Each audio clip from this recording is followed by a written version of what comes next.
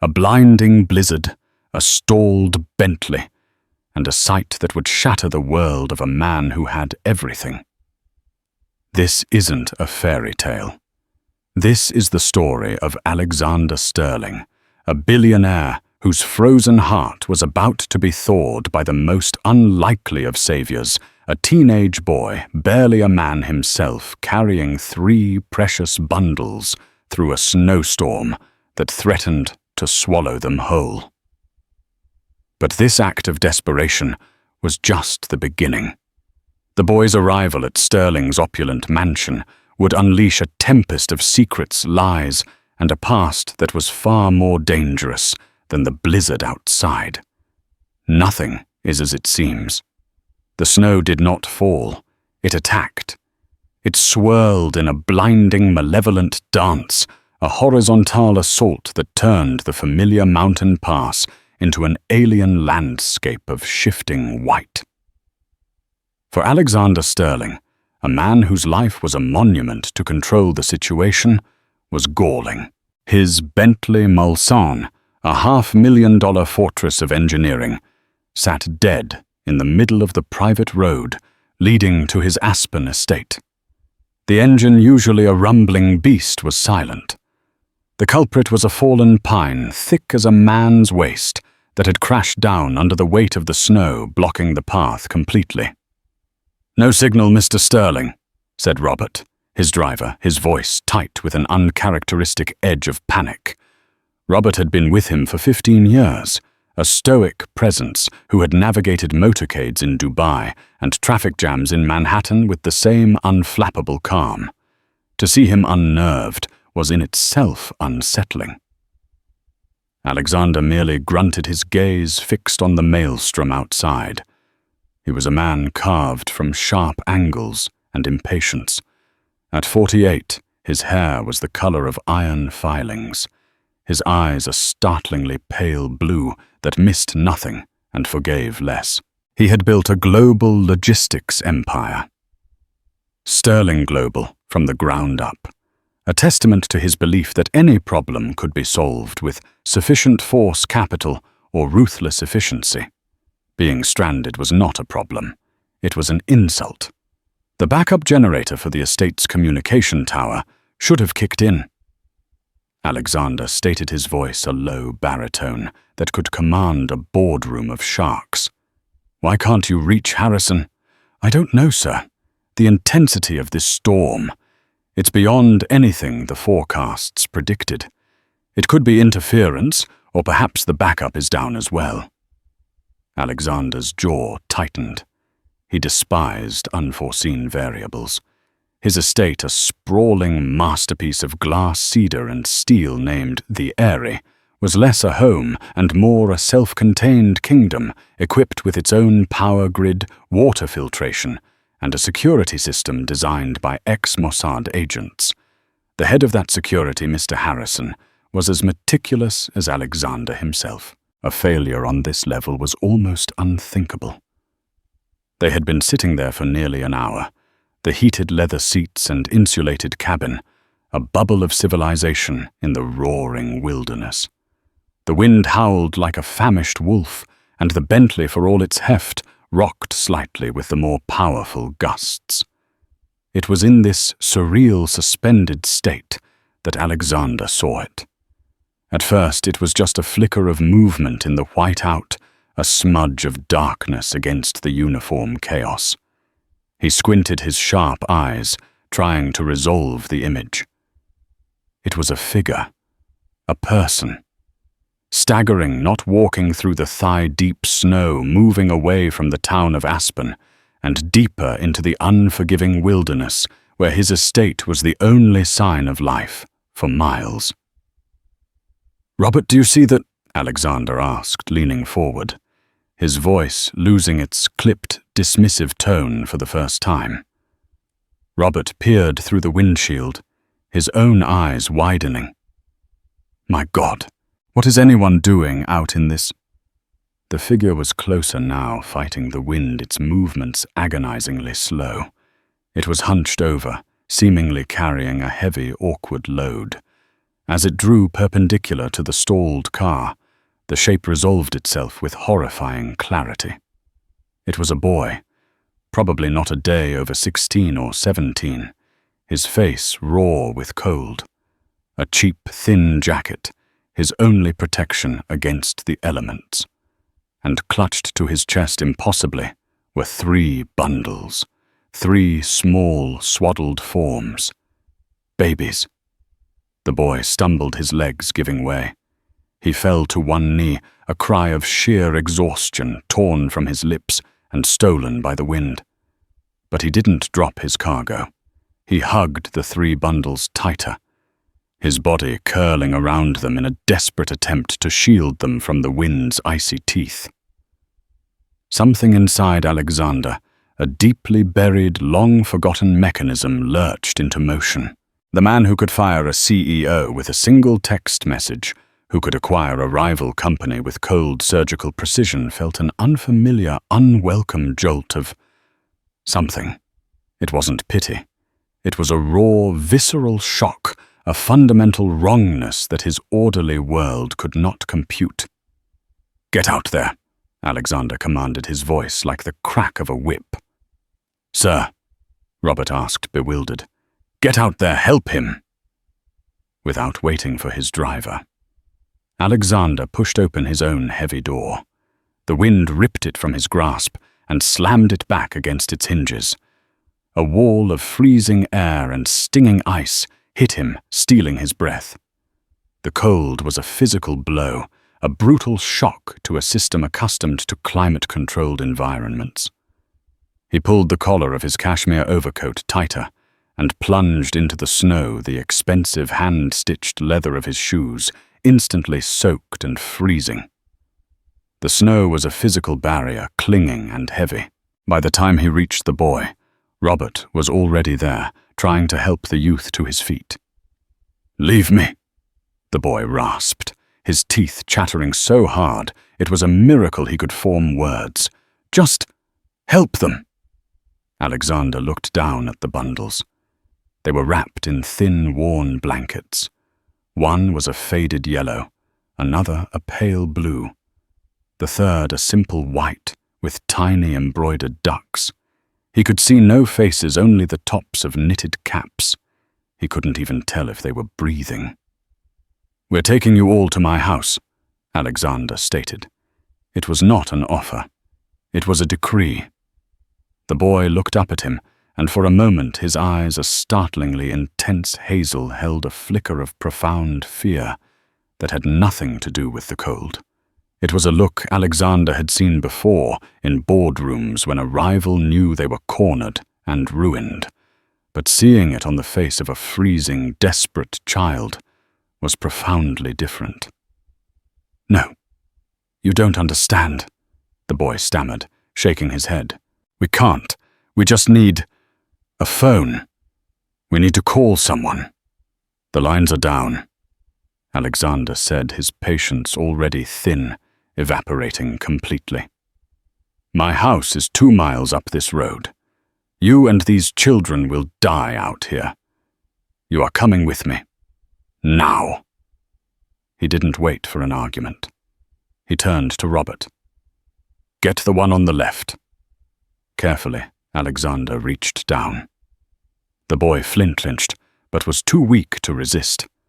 Alexander slid his arms under one of the tiny forms.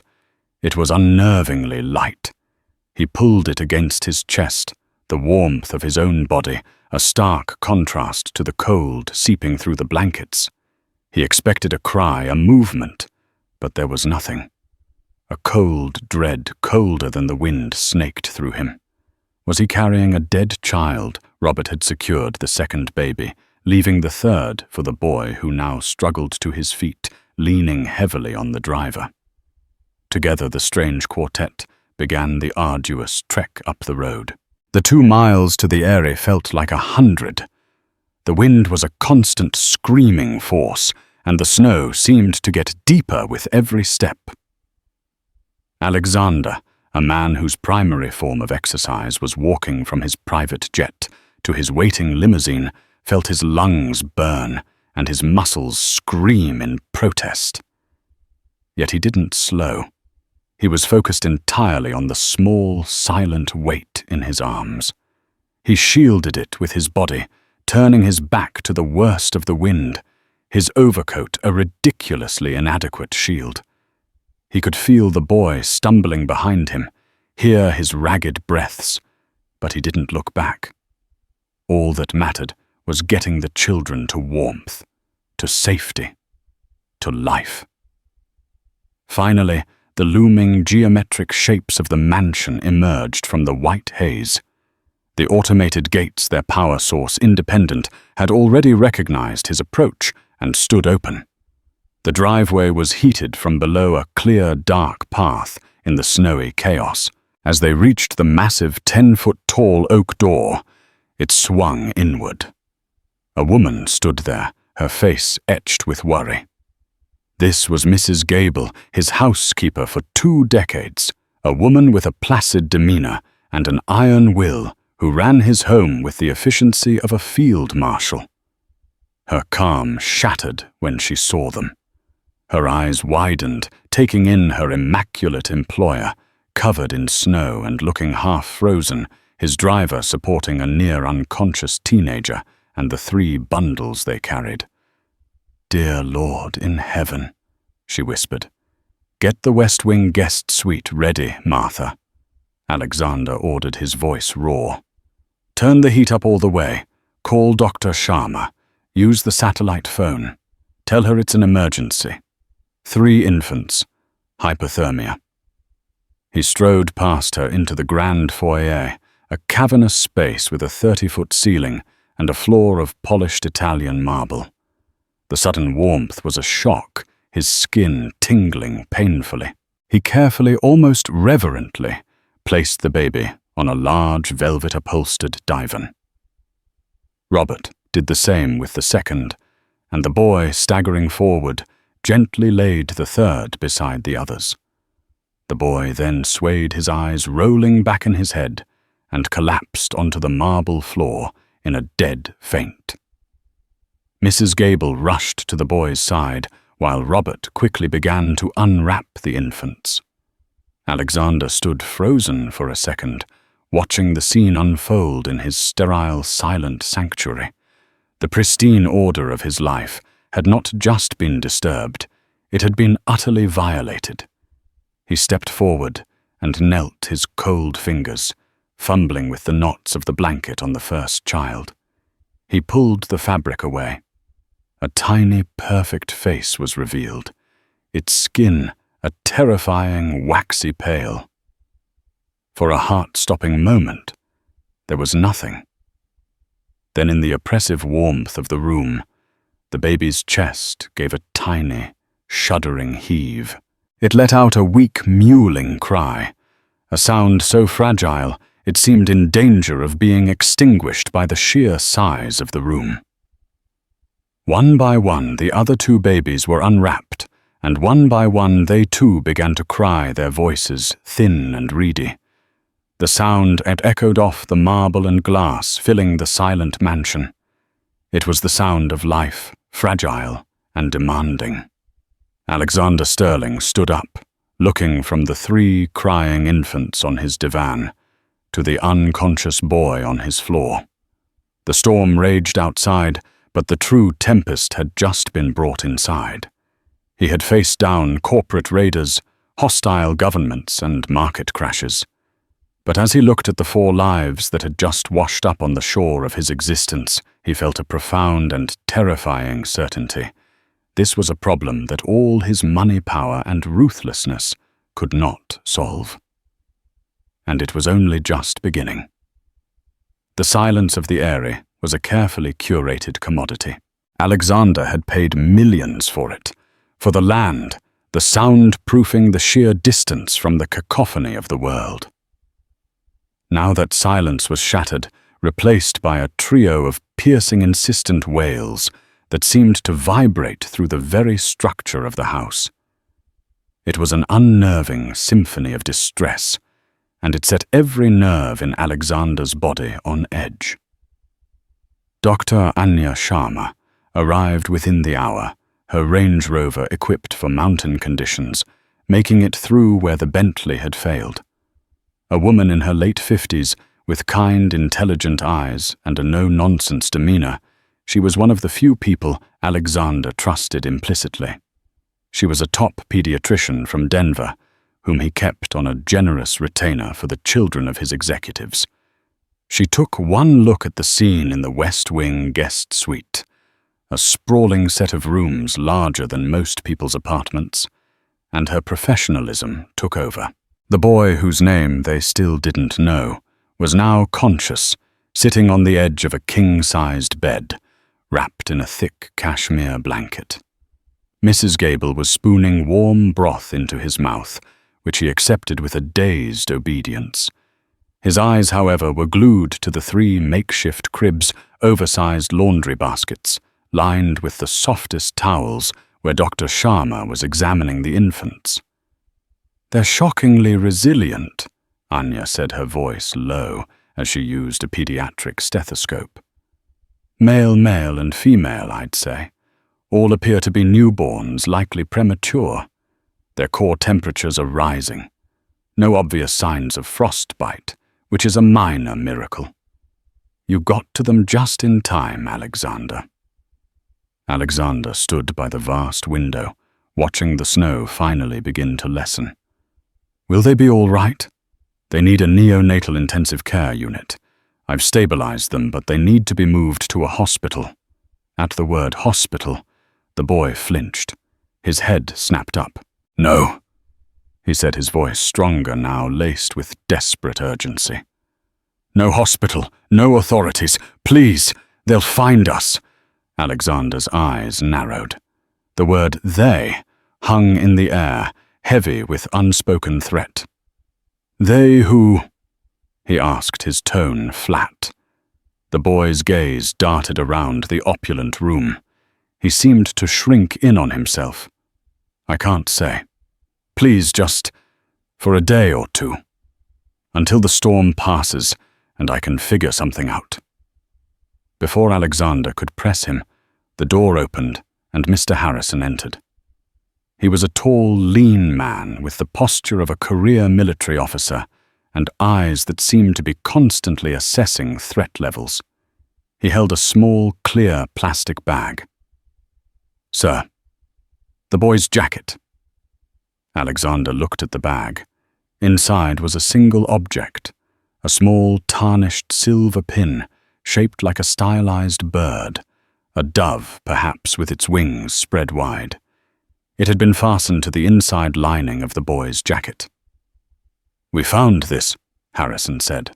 "There are also no labels on any of his clothing, or the baby's blankets. Everything has been meticulously removed." The meticulous removal of identifying marks was not the hallmark of a simple flight from poverty. It was the mark of someone trying to disappear. "What is your name?" Alexander asked the boy directly. The boy hesitated, his eyes flicking to the pin in Harrison's hand. "Michael," he said. "Michael O'Connell." It sounded plausible, but Alexander sensed it was a fabrication. "And the babies, Michael?" Alexander pressed. "Are they your siblings?" Michael shook his head, his gaze dropping to his hands. "No. They're entrusted to me. I have to protect them." "From whom?" The question was sharp, impatient. Michael just shook his head again, his lips pressed into a thin, stubborn line. Frustration warred with a nascent protective instinct in Alexander. He turned to Anya. "Can you keep them alive here for 48 hours? Whatever you need, I'll have it flown in by helicopter." Anya looked from the desperate boy to the powerful billionaire. She let out a slow sigh. "It's highly unorthodox and against my better judgment, but moving them in their current state is also a risk. 48 hours, Alexander. I can create a makeshift NICU in here. I'll need equipment." "Make a list," Alexander said without hesitation. "Harrison will procure it." Harrison gave a nearly imperceptible nod. though his expression was one of deep skepticism. His job was to eliminate threats to Alexander Sterling, and at that moment, the entire room felt like a powder keg.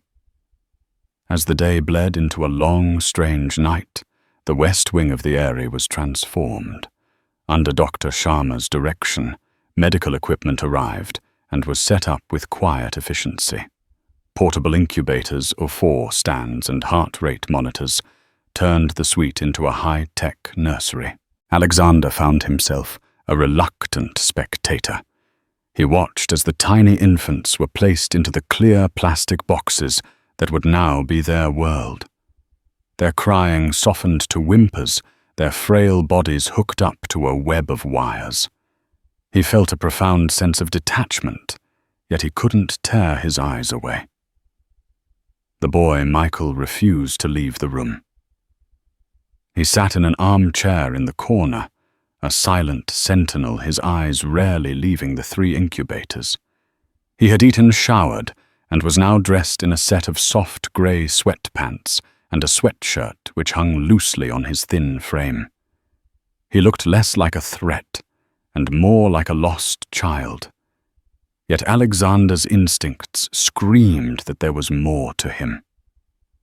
Later that night, Alexander found Harrison in the mansion's security hub, a room in the basement that looked like something out of a spy film, with a wall of monitors displaying feeds from every corner of the property. "What have you got on him?" Alexander asked. "The name Michael O'Connell is a dead end. Fingerprints came back with no match in any criminal or civil database." "It's as if he doesn't exist," Harrison reported. He swiveled in his chair. "Sir, my professional opinion is that this is a dangerous situation. This boy is not what he seems. The story doesn't add up." "He was desperate," Alexander countered, though the words sounded hollow. "He's disciplined," Harrison corrected. "He's underweight, but there's muscle tone. There are calluses on his hands that aren't from manual labor, old scars on his knuckles. The way he watches everything, he's been trained." Harrison gestured to a monitor showing the guest suite. Michael was still in the chair, but he wasn't looking at the babies. He was looking at the door. "He's guarding them." Alexander fell silent, contemplating Harrison's words. "The pin," Alexander said. "The silver dove. What is it?" "I've been running image searches on it for hours," Harrison replied, turning back to his computer. "It's not a standard corporate logo or a known fraternal symbol, but there's something about the design. It's almost religious, but not from any mainstream denomination." He typed in a new set of search parameters, cross-referencing symbols from obscure sects. Suddenly, Harrison stopped. He leaned closer to a screen enlarging an image from an old digitized newspaper article. The photo was grainy, showing a group of people outside a rural community center. One of them, a charismatic-looking man, wore a similar, albeit larger, pin on his lapel. "I have a possible match," Harrison said, his voice grim. "An organization that fell off the map about 10 years ago after a fire at their compound in Oregon. They called themselves the Family of the New Dawn." The name meant nothing to Alexander. "A cult, essentially. Utopian ideals, charismatic leader, isolated community. There were whispers of questionable practices, but nothing ever stuck. They preached about purifying the world for a new generation of chosen children." Harrison read from the screen. "Their leader was a man named Silas Thorne." Harrison pulled up a clearer photo of Thorne. He was handsome in a severe way, with piercing eyes and a confident smile.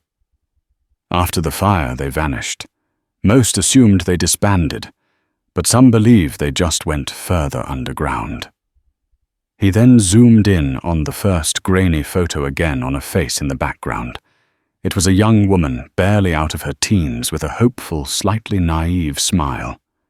She was looking at Silas Thorne with an expression of pure adoration. Alexander felt the blood drain from his face, The air in the climate-controlled room suddenly felt thin. He knew that face. He hadn't seen it in 15 years, not since the day she had packed a bag and walked out of his life, accusing him of having a heart made of cold, hard cash. "Sir?" Harrison asked, noticing his boss's sudden stillness. "Mr. Sterling." Alexander raised a trembling hand and pointed at the screen. His voice was a choked whisper, a sound Harrison had never heard from him before. "That woman," he said, his breath catching in his throat. "That's my sister. That's Evelyn." The name hung in the air of the sterile security room, a ghost summoned from a locked past. Evelyn. It was a name Alexander had not spoken aloud in over a decade. To him, his sister was a memory preserved in amber, a rebellious, free-spirited girl who had railed against his burgeoning empire. She had vanished from his life at 21, and after years of fruitless searching, he had accepted the story he told himself, that she had died somewhere, a Jane Doe, a victim of the transient life she had chosen. It was a cleaner narrative, a wound that could be cauterized. But the face on the screen, younger but unmistakably hers, ripped the old wound wide open.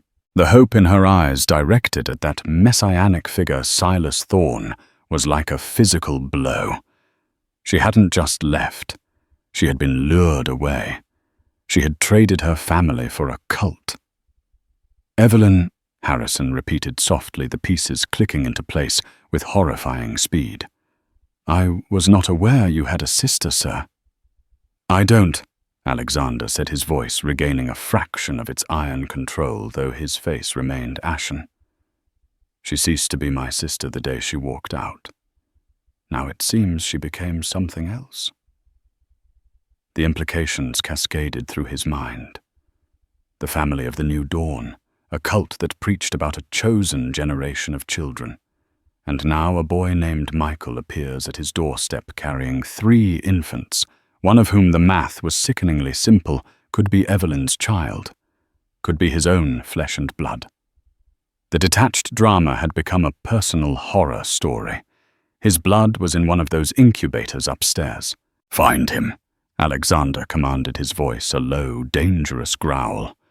"Find Silas Thorne. I don't care what it takes. Use every resource. I want to know where he is, what he's doing, what he had for breakfast. I want to know everything." "And the boy?" Harrison asked, already typing initiating protocols, usually reserved for hostile corporate takeovers. "He stays where he is. He's no longer just a suspicious guest. He's a source.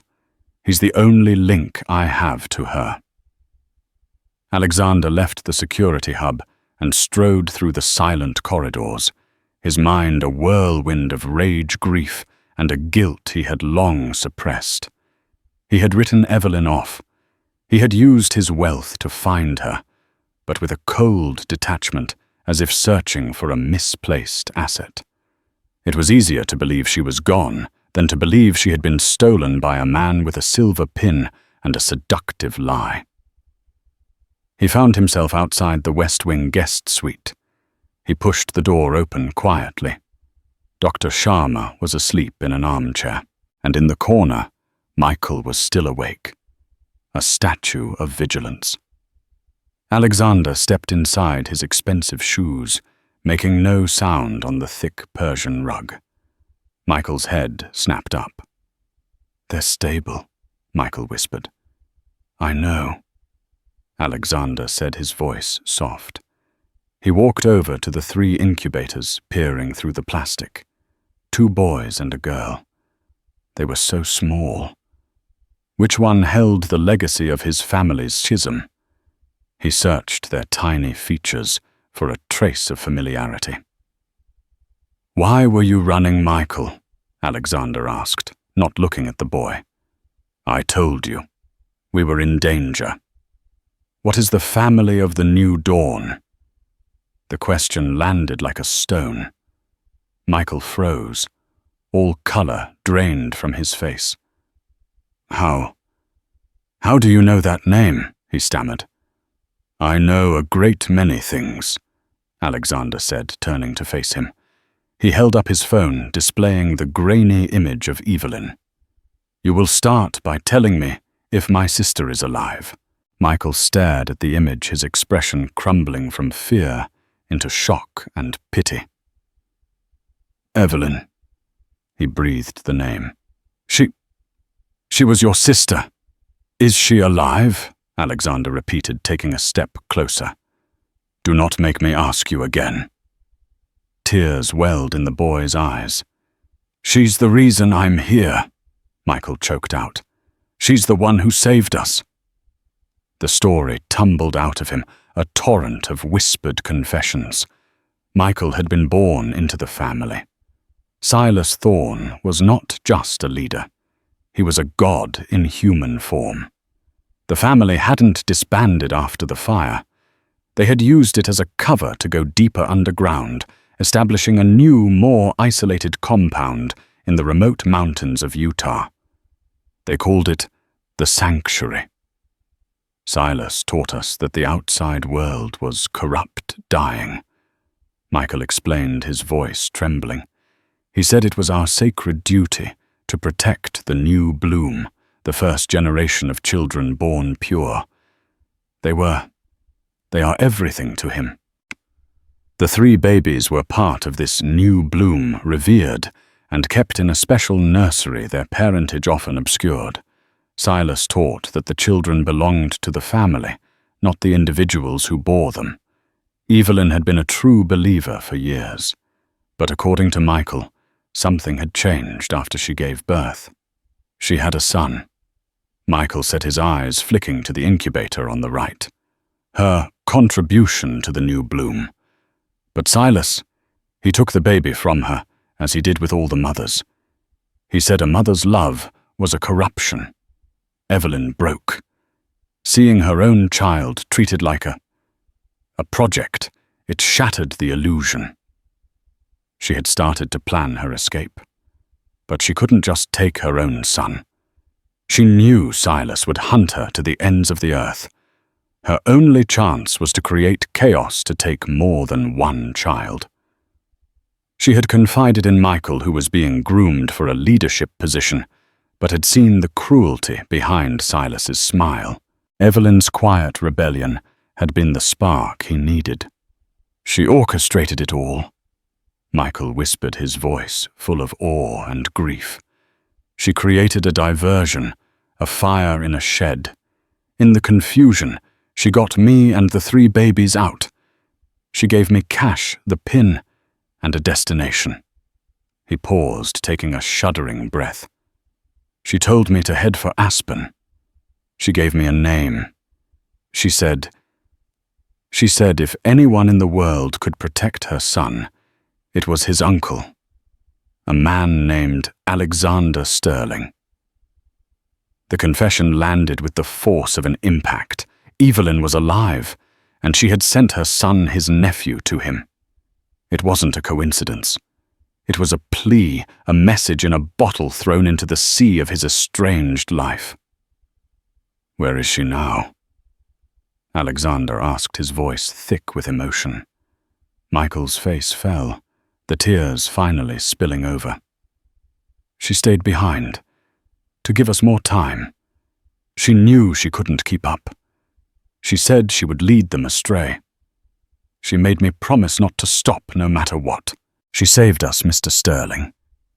A heavy silence descended. Alexander looked at the baby boy his sister had sacrificed her freedom for.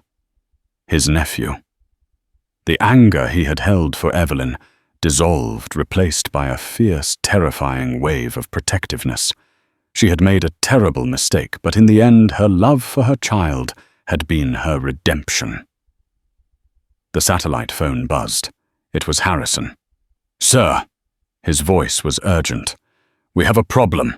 My perimeter sensors just picked something up. A helicopter, not ours, landed 5 miles down the mountain. People are disembarking. Organized." Alexander felt a chill that had nothing to do with the weather. They had been found. "And, sir," Harrison added, his voice dropping. "I got a hit on Silas Thorne.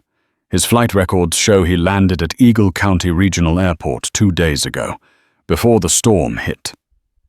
Alexander's blood ran cold. "He's here, in Aspen." "Yes, sir," Harrison confirmed grimly. He didn't follow the boy. He was waiting for him. The knowledge that Silas Thorne was not a distant threat, but a predator circling nearby, changed everything. The area once Alexander's impenetrable fortress suddenly felt like a gilded cage, a shining beacon drawing the wolves closer. The storm had been a shield, but as the skies cleared, the mansion's isolation became its greatest vulnerability. "Lock it down," Alexander commanded into the phone, his voice cold as diamond. "Full security protocol. I want thermal imaging on the perimeter motion sensors tripled. I want to know if a squirrel so much as twitches a mile away." "Already done, sir," Harrison replied. "The team on the ground is moving into position. They're well armed and discreet." "They had better be," Alexander growled. "This isn't a corporate negotiation, Harrison. These are not rational actors." "Perfectly, sir. I'm treating this as a hostile incursion." Alexander hung up and turned to Michael, who had overheard his face a mask of renewed terror. "He knew," Michael whispered, horrified. "Evelyn's plan. It didn't work. He knew she would send us here." Or he made a calculated guess. Alexander countered, his mind racing. "He knows who I am. He knows I was her only family. He didn't have to find you. He just had to wait for you to come to me." The audacity of it was breathtaking.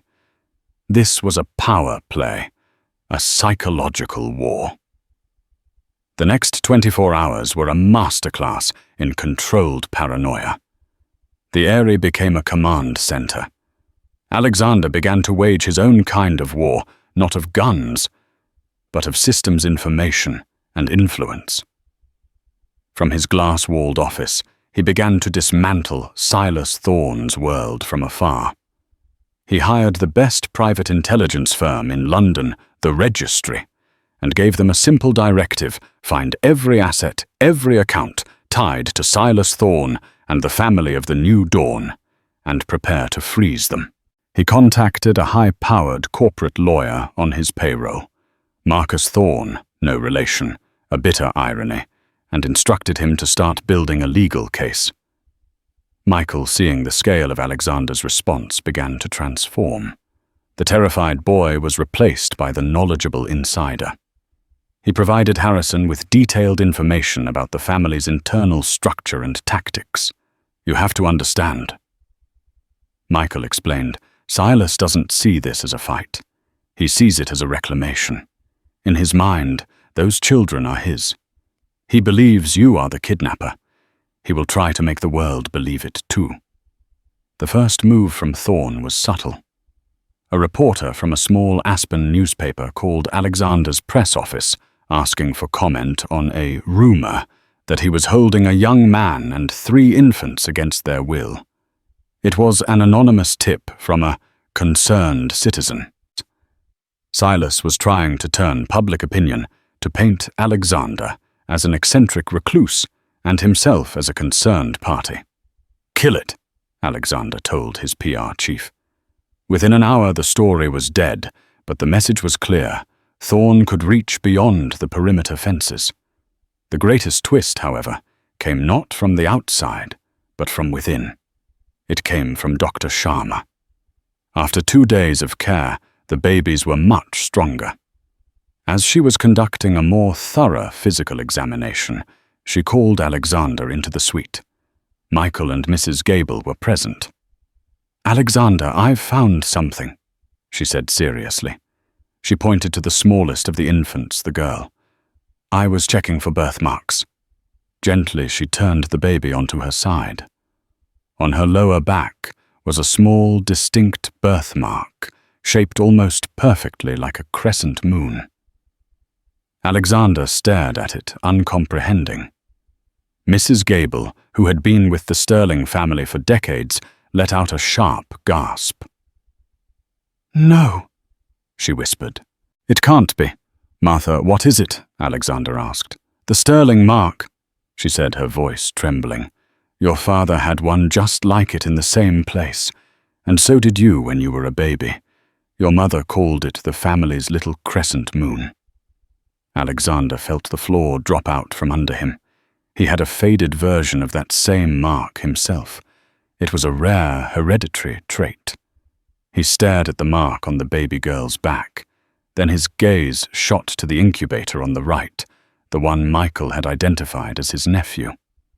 "Michael," Alexander said, his voice dangerously quiet. "You told me Evelyn's child was the boy." Michael looked bewildered. "She told me it was." She pointed to his basket. She said, "That one is my son. Protect him with your life." "Could she have been lying?" Alexander pressed. "To protect him. To make you think the most valuable child was the boy, in case you were caught." I don't know," Michael stammered. Dr. Sharma intervened. "There is a way to know for certain. I drew blood for testing when they arrived. With a sample of your DNA, Alexander, and I can run a paternity test right here. It will take a few hours." The truth was within reach. Alexander looked from the baby girl with the crescent moon mark to the baby boy he had believed was his kin. The entire narrative shifted beneath his feet. "Do it," he said to Dr. Sharma. "Test all three of them." As Dr. Sharma prepared the samples, Alexander felt a profound sense of unreality. The enemy was at his gates, and he didn't even know the true identity of the people he was protecting. Hours later, the satellite phone buzzed. It was Harrison. "Sir, a vehicle is approaching the main gate. Black Escalade, registered to a law firm, Prescott, Kane and Abernathy." Alexander recognized the name, one of the most ruthless firms in the state. "Who are they asking for?" "They're not asking. They have an appointment. With you. For 3 p.m. Alexander glanced at the clock. It was 2:58 p.m. This was Thorne's next move. Not an assault, but an attack cloaked in civility.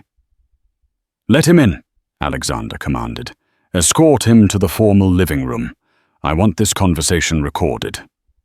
The man waiting for him was Arthur Prescott, a senior partner with silver hair and a predatory smile. "Mr. Sterling," Prescott began smoothly, "I am here on behalf of my client, Mr. Silas Thorne, a man who I believe is the leader of a dangerous cult," Alexander replied, his voice dripping ice. Prescott's smile didn't waver. "My client is a spiritual leader concerned about the welfare of his grandchildren who he believes are on this property." He retrieved a document. "I have here a notarized affidavit, signed by Evelyn Thorne, granting full custody of her children to her father, Silas. He is willing to overlook your enthusiastic involvement. All he wants is the safe return of his family." It was a declaration of war. Before Alexander could respond, his private line buzzed. It was Dr. Sharma. "Alexander," she said, her voice tight with excitement. "The results are in. You need to see this. Now!" "Prescott," Alexander said, his eyes locking with the lawyer's. "Our meeting is over." He left the lawyer standing there and strode back to the West Wing. He found Dr. Sharma, Michael, and Mrs. Gable huddled around a monitor. "Tell me," Alexander commanded. "The first test confirmed the girl has the Sterling birthmark," Dr. Sharma said. "The DNA confirms it. She is your biological niece, the daughter of Evelyn Sterling." A wave of relief washed over Alexander. "So Evelyn did lie," he said. "It's not that simple," Dr. Sharma said. "I ran the tests on all three, as you asked, against your DNA, and against each other. She pointed to the screen. The two boys. They're not related to you, Alexander, but they are identical twins. The information was jarring. And then there's this, she said, her voice dropping to a whisper. She brought up the final chart. I ran the girls' DNA against the twins. Alexander stared at the columns of genetic markers. He didn't need to be a geneticist to understand. They are siblings, Dr. Sharma said, her voice full of awe. The girl and the two boys, they share the same maternal DNA. They are triplets. The world tilted. All three of them were Evelyn's children. All three were his nieces and nephews. Evelyn hadn't lied to misdirect. She had lied by omission. She was ensuring Michael got at least one of them out. She had given birth to triplets, and Silas, obsessed with his new bloom, had hit the genetic lottery. This wasn't about one child. It was about an entire legacy. His phone buzzed. It was Harrison. Sir Prescott is leaving, but you should see this. Alexander walked to the window. Down the driveway the Escalade was pulling away, and parked just outside the gate was another sedan. A man stood beside it, watching the mansion. The sun glinted off a silver pin on his lapel. It was Silas Thorne. He was not hiding. He was here in person, laying claim. The devil was at his gates, and he had come for his children. Alexander looked from the face of his enemy to the three incubators holding the three pieces of his long-lost sister. The fear was gone. All that remained was a cold, pure, and absolute rage. The war, when it came, was not one of bullets, but of wealth and will, of information and attrition. It was a battle fought in courtrooms, on the trading floors of public opinion, and in the shadowy alleys of the digital world. It was the kind of war Alexander Sterling was born to wage. Silas Thorne, through his lawyer, filed an emergency custody petition. The documents, leaked to a voracious online tabloid, were a masterpiece of manipulative fiction. They claimed Evelyn had suffered a postpartum breakdown and had been manipulated by a delusional youth, Michael O'Connell. Alexander was portrayed as a reclusive, unstable billionaire holding his own fragile niece and nephews captive. The story was potent. The hashtag #FreeTheSterlingBabies began trending, fueled by an army of anonymous social media accounts that Harrison's team traced back to servers owned by a shell corporation linked to the family of the New Dawn. But Silas had made a critical miscalculation. He assumed Alexander's power was merely financial. He failed to comprehend that Alexander's true genius lay in his understanding of systems and his utter ruthlessness in exploiting their weaknesses. He wants a public war. He shall have one, Alexander declared to his newly assembled legal and PR war cabinet. Their narrative is strong, his lawyer Marcus Thorne warned. Grieving grandfather versus cold tycoon. Then we won't counter it, Alexander said, a predatory gleam in his eye. We'll obliterate it with a better one, a true one. Alexander's counteroffensive was swift and devastating. He gave an exclusive interview, not to a friendly news outlet, but to Serafina Vance, a Pulitzer Prize-winning investigative journalist, known for her unyielding skepticism.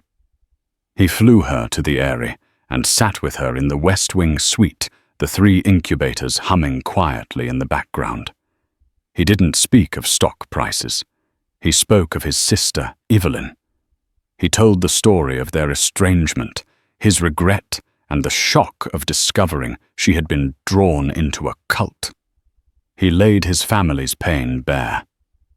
Then he introduced Michael. Michael, coached by Marcus Thorne and emboldened by Alexander's resolve, was a compelling, credible witness.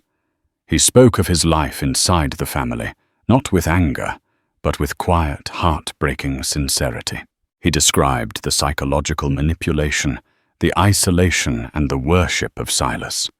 He told them about Evelyn's quiet heroism and her ultimate sacrifice. He was a survivor. The crown jewel of the interview was when Dr. Sharma presented the DNA results to Vance. The revelation that the children were triplets, all undeniably Evelyn's, and that Alexander was their uncle was an explosive, verifiable fact that shattered Silas's narrative. The story was no longer about a grandfather's rights. It was about a cult leader's obsessive desire to possess the children of a woman who had tried to escape him. The Serafina Vance piece went viral. It was a multi-platform expose complete with photos of the DNA report and a sidebar on the shady history of the family of the New Dawn, meticulously researched by Vance's team using information leaked from the registry. Simultaneously, Alexander's financial attack hit. The registry had uncovered a vast labyrinthine network of shell corporations and offshore accounts. Using this, Marcus Thorne's legal team filed a massive racketeering lawsuit against Silas and his organization, petitioning the court to freeze every single known asset. In a single morning, Silas Thorne's financial empire was paralyzed. The final blow was personal.